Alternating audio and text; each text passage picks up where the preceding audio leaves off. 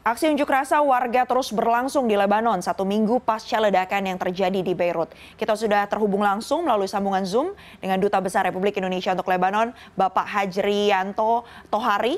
Selamat malam waktu Indonesia, Pak. Selamat malam, Mbak Mevri. Iya, Pak. Kabar? Alhamdulillah dalam kondisi sehat. Bapak bagaimana, Pak? Dalam kondisi yang baik? Alhamdulillah sehat, aman, baik. Ya, Pak, kita langsung akan berbincang dan ingin tahu nih, Pak, kondisi terkini sebenarnya di sana seperti apa? Sudah 1 minggu pasca ledakan terjadi dan keamanan warga negara Indonesia pasca ledakan ini seperti apa, Pak? Ya, suasana dan situasi di Beirut setelah 1 minggu terjadinya ledakan besar berangsur-angsur normal dan berbagai aktivitas masyarakat atau sebagian rakyat juga sudah kembali seperti biasa, seperti misalnya para aktivis demonstrasi dan gerakan-gerakan protes juga sudah mulai melakukan aktivisme politiknya. Sangat berbeda dengan suasana seminggu yang lalu yang warga masih diliputi oleh kebingungan, kekagetan, dan kepanikan. Sekarang publik sudah mengetahui dengan lebih pasti sumber ledakan, dan karena itu mereka menginginkan segera terungkapnya siapa yang bertanggung jawab di balik ledakan besar tersebut yang ditemukan, yang akan diusahakan ditemukan oleh tim investigasi. Baik, Pak, kita bicara kira-kira seperti itu. Jalan-jalan juga sudah mulai ramai, artinya ya mulai agak macet juga begitu. Ya, kita bicara soal aksi unjuk rasa yang tadi Bapak sempat sebutkan ya, ini aksi unjuk rasa terus berlangsung, bahkan Perdana Menteri dan juga beberapa menteri yang ada di sana ini juga ikut mundur, Pak. Lalu bagaimana dinamika yang terjadi di sana dan kepemimpinan negara saat ini diisi oleh siapa, Pak, dan bagaimana kondisinya? Ya, Lebanon ini kan menganut sistem parlementer. Dalam pengertian parlemen itulah yang menjadi sumber dan sekaligus pemilik otoritas kekuasaan.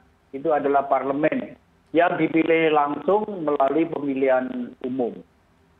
Nah, parlemen itulah yang nanti kemudian memilih presiden, dan kemudian presiden memilih Perdana Menteri untuk mendapatkan persetujuan parlemen menjalankan pemerintahan.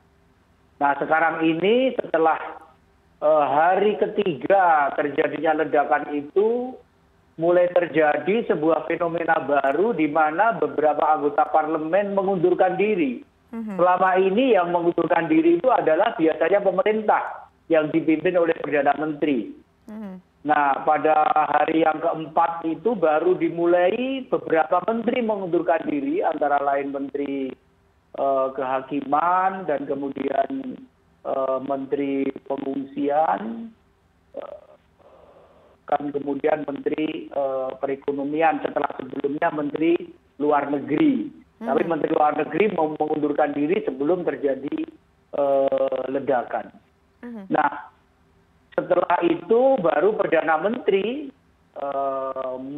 menyatakan mengundurkan diri, dan dengan demikian sekarang terjadi kekosongan kabinet, kekosongan pemerintah. Karena memang Perdana Menteri adalah pemimpin kabinet, dan pengunduran diri itu berarti kekosongan Perdana Menteri dan sekaligus kabinet atau pemerintah.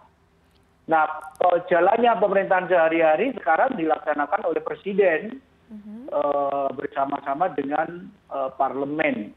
Tetapi seperti saya katakan tadi, anggota parlemen yang mengundurkan diri itu sudah mencapai jumlah 9 orang anggota. dari berbagai partai politik. Nah, ini sebuah fenomena baru yang kita juga tidak tahu kira-kira bagaimana skenario ke depan. Tapi setidak-tidaknya ada 3 skenario. Yang pertama, presiden segera akan mendapatkan tokoh yang ditunjuk dan dipercaya untuk menjadi perdana menteri, membentuk kabinet, dan kemudian mendapatkan persetujuan parlemen. Itu normal, seperti kemarin tahun 2019 juga perdana menteri beserta kabinetnya mengundurkan diri. Solusi dengan skema politik seperti itu yang terjadi. Kalau itu skenario pertama ini yang terjadi, ya tidak akan menambah gejolak baru secara lebih dalam lagi.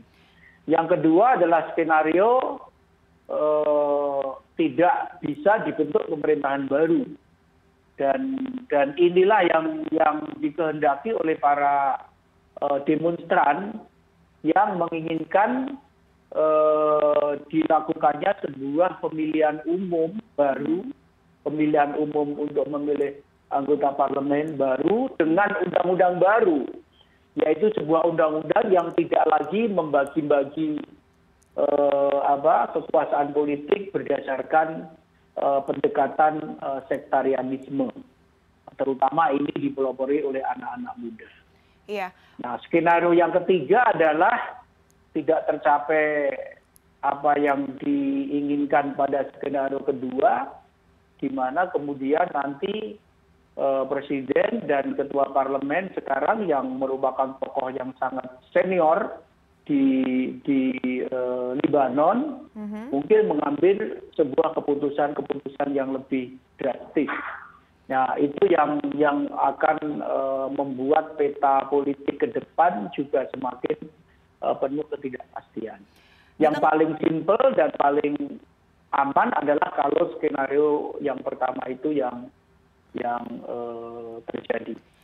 Pak, di tengah hanya adanya kemudian nanti seperti halnya nasib Perdana Menteri Hasan Diab yang mengundurkan diri, yang akan berhadapan dengan gerakan protes yang diduga akan juga memiliki nafas yang panjang.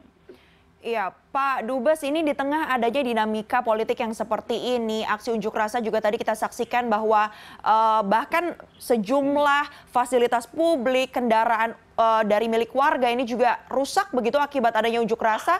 Bagaimana kemudian keamanan dari warga negara Indonesia, Pak? Mungkin bisa diperjelas lagi, dipastikan lagi kondisi WNI seperti apa dan imbauannya kepada WNI yang ada di sana agar terus bisa dalam kondisi aman. Apakah kemudian kondisi unjuk rasa seperti ini kemudian juga berdampak, Pak, bagi warga negara asing yang ada di Beirut khususnya?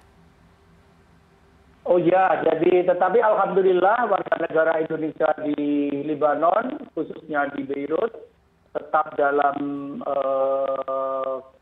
pantauan kami karena kami terus melakukan komunikasi dengan warga negara Indonesia, di samping juga melakukan kunjungan ke rumah-rumah warga negara Indonesia yang juga kemarin berada pada posisi tidak terlalu jauh dari lokasi kejadian. Di samping kami juga KBRI menyampaikan bantuan, tetapi bantuan secara keseluruhan akan kami lakukan pada setelah upacara 17 Agustus yang akan datang. Kami akan memberikan bantuan paket kepada seluruh warga negara Indonesia yang berada di Libanon, bukan hanya di Beirut. Kalau yang di Beirut sudah bisa kita cicil pada hari-hari ini. Warga negara Indonesia diharapkan untuk menjauhi lokasi-lokasi yang menjadi pusat dari gerakan protes, ya, dan juga tetap mematuhi protokol kesehatan. Karena kebetulan setelah ledakan ini juga angka kasus baru COVID-19 juga mengalami lonjakan yang cukup signifikan, bahkan hampir 2,5 kali lipat lebih ya dari hari-hari sebelumnya. Baik. Karena itu diperlukan kehati-hatian dan kewaspadaan yang lebih kepada warga negara Indonesia. Baik, terima kasih banyak Bapak Hajrianto sudah bergabung bersama kami malam ini di CNN Indonesia The World Tonight. Kita sama-sama berharap kondisinya bisa cepat membaik, kembali kondusif, dan pastinya seluruhnya atau semuanya ini, baik warga negara Indonesia maupun seluruh warga yang ada di Lebanon bisa dalam keadaan sehat. Terima kasih banyak Bapak sudah bergabung bersama kami. Amin. Sama-sama kembali.